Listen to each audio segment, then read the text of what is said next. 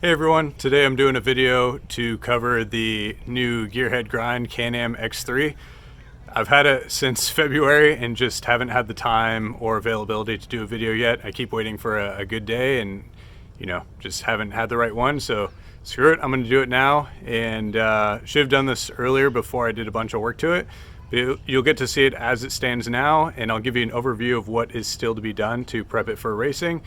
And we'll go from there. It's a pretty awesome ride. I've had a lot of fun with it so far. Already been out to Johnson Valley, Gorman, Cal City, and a few other places with it, but not enough. And now, we're stuck inside primarily for this whole quarantine situation.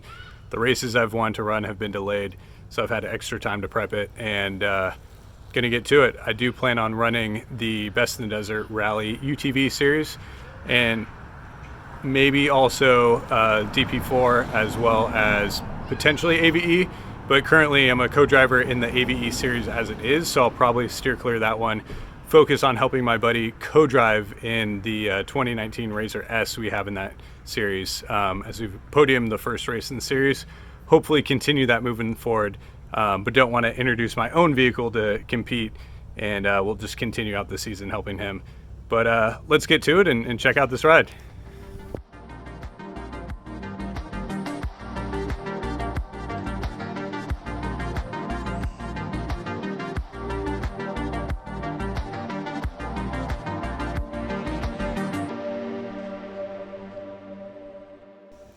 So here it is. We have the 2020 Can-Am Maverick XRC, or the X3 RC. So it's a Turbo RR RC build, which stands for Rock Crawler build.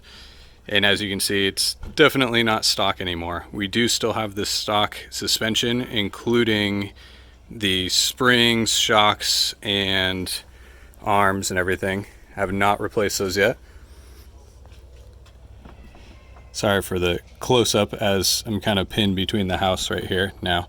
But as you can see, I've done a custom in-house bumper. So this is a Gearhead Grind front bumper, utilizing the stock OEM bumper mounting to the actual frame because that's welded on.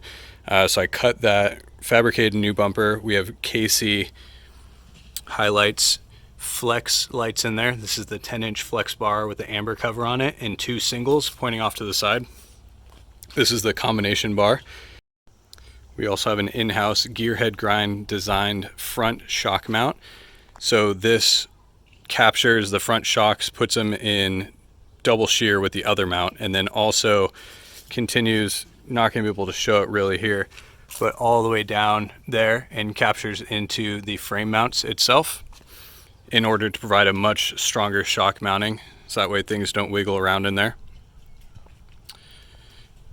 We did actually have to clearance the front a little bit in order for the bumper to fit in there and to allow the front clip to still easily be taken on and off. As you can see, we also are running some mud buster mud guards or fender flares there, which helps stuff from kicking back into the cab or rocks kicking up the side of it. Kind of gives it this wide body-ish stance, or almost like a Batmobile style stance.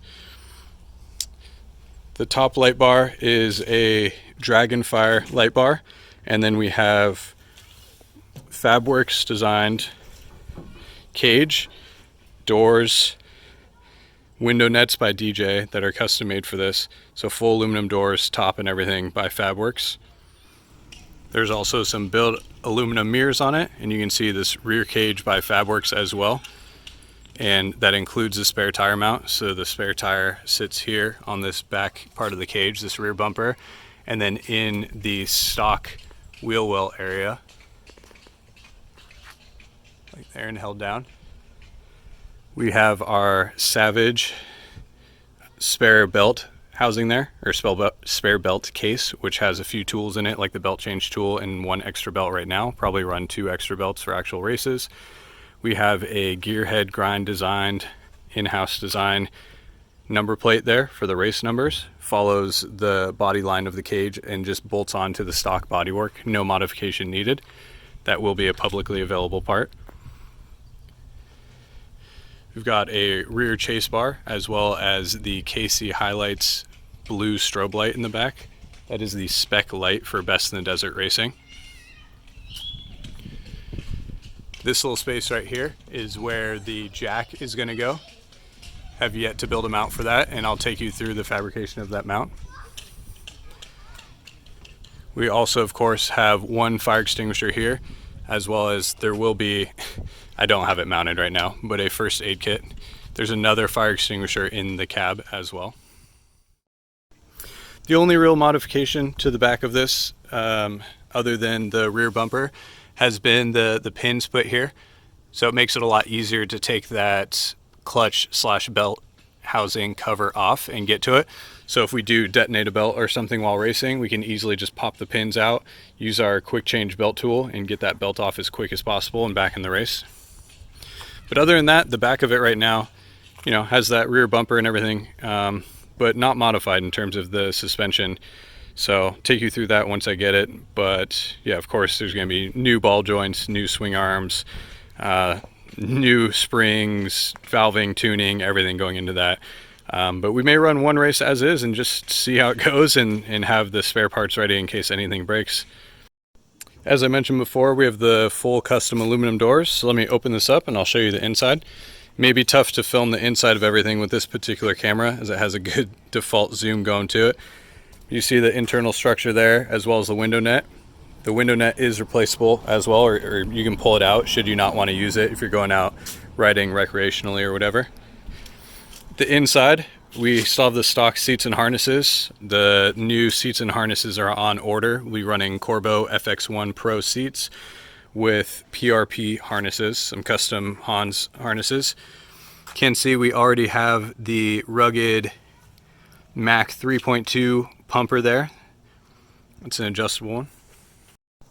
Here's the cockpit area. So you can see we have the rugged radios intercom in here, as well as the 60-watt radio.